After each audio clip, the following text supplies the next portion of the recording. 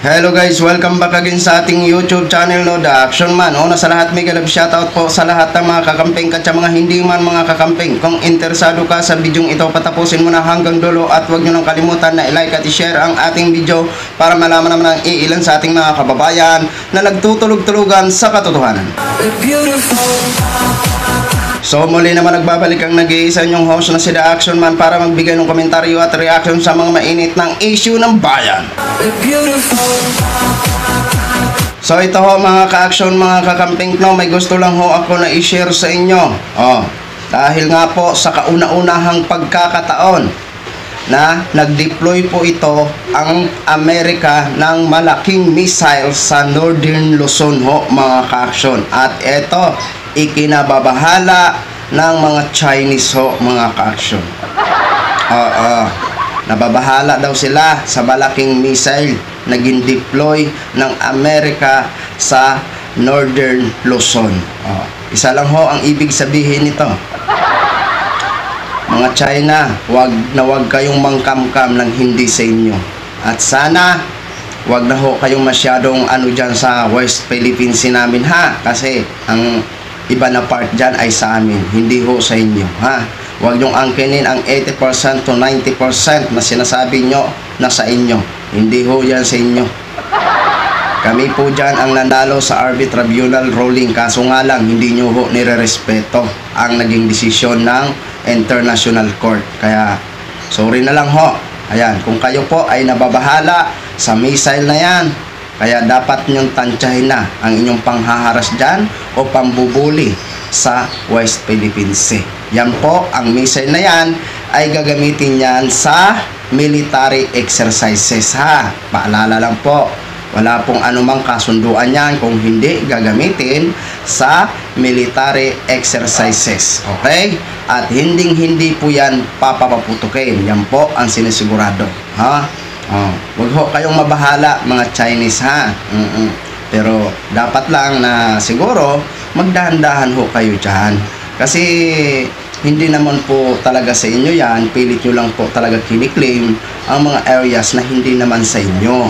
Dahil kami naman po ay may titulo na hawak dyan na nagpapatunay na kami ang may-ari dyan. Ang Pilipinas ang may-ari dyan at nakikisawsaw lang po kayo. So ito ho mga ka-action, mga kakamping. Panoorin po muna natin ito. Nagpahayag ng pagkabahala ang China sa pagdadala ng Estados Unidos ng Mid-Range Capability Missile System o MRCS sa Pilipinas. Kasalukuyang nasa Northern Luzon ang missile system para sa military exercises ng Pilipinas at Estados Unidos. Kauna-unahang pagkakataon na nag-deploy sa bansa ng MRCS na may kakayahang maglunsad ng Standard Missile 6 at Tomahawk Land Attack Missiles. Ayon kay Chinese Foreign Ministry spokesperson Lin Jian, pinag-iigting nito ang tensyon sa rehiyon at pinalalala ang banta ng misjudgment at miscalculation. Hinikayat din nito ang Estados Unidos na respetuhin ang security concerns ng ibang bansa at tigilan ang pagdadagdag ng banta ng military confrontation. Dagdag pa nito, dapat iniisip ng Pilipinas ang tunay na intensyon ng Amerika at hindi dapat nagpapagamit, lalo na't security interest ng bansa ang nakasalalay. Bukod sa China, kinundi na rin ng Pilipinong nagkakaisa para sa soberanya o Pinas ang US deployment ng Tomahawk missile launcher sa Northern Luzon. Ayon kay Pinas spokesperson Antonio Tino, nangangahulugan ng matinding escalation ng US military build-up sa Pilipinas ang deployment ng missile system.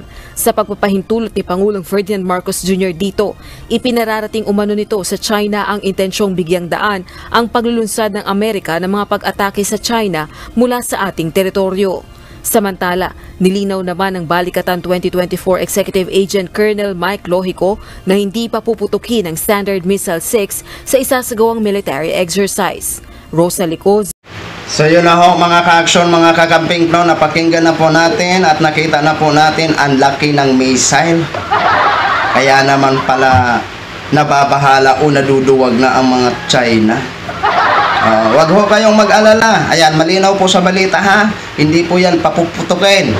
Gagamitin lang yan sa military exercises. Huwag kayong mababahala dyan. Isa pa nga lang yan. Hindi naman gagamitin yan sa inyo. Nababahala na kayo. Diba? So alam naman po natin mga ka-action, mga kakampeng, balikan ho natin ang balita nga po sa Cagayan na sobrang dami ng mga estudyante na mga Chinese, pero iniimbestigahan po ng ating mga otoridad kung lahat ba yun ay may mga dokumento sila. Okay, so alam naman po natin na parang may pro-China dyan na isa sa mga opisyal.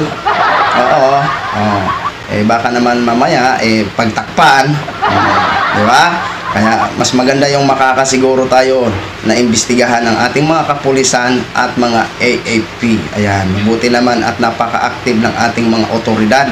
Kaya palakpakan. Di ba?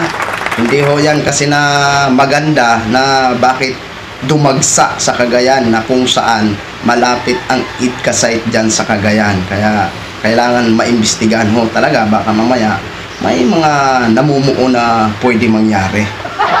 Kaya mas maganda ang ginagawa ng ating mga kapulisan at AFP na iimbestigahan kung ano ba talaga ang layunin nila, kung bakit sila dyan nag-aral at sobrang dami daw nila.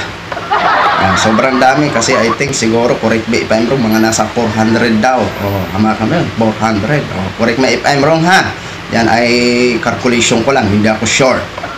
Okay? So, diyan naman kasi sa missile na yan o sa mga ano na yan, kaya ganito agad-agad ang magiging reaction ng China kasi alam naman ho natin na ang Amerika ay dumidipinsa dyan sa West Philippine Sea. Kaya ikinapabahala nila, baka mamaya ano ang gagawin ng Amerika sa kanila, pero hindi naman po sa inyo gagamitin yan. Gagamitin lang po yan sa military exercises. Kayo naman masyado naman kayong natinsagan. Huwag kayong matin. Sakala ko ba ang tatapang-tapang? Missile nga lang yan at hindi naman para sa inyong missile na yan. Naduduwag na agad kayo. Huwag kayong matakot. Oo. Kaya kung ako sa inyo, kung natatakot kayo, halimbawa, dumistansya kayo sa aming sariling sovereignty. Huwag kayong pahara-hara. Okay? Yan lang naman ang amin Doon kayo sa inyo. Hindi kayo pwede sa amin, ha? Maraming bansa na nagki-claim dyan pero kayo mismo ang grabe na agresibo mag-claim. Diba? At ang ano nyo pa, ang inaangkin nyo pa talaga, 80% to 90%. Diba? Maliwanag naman po na walang legal na basihan ang sinasabi nyong 9-dash line. Diba?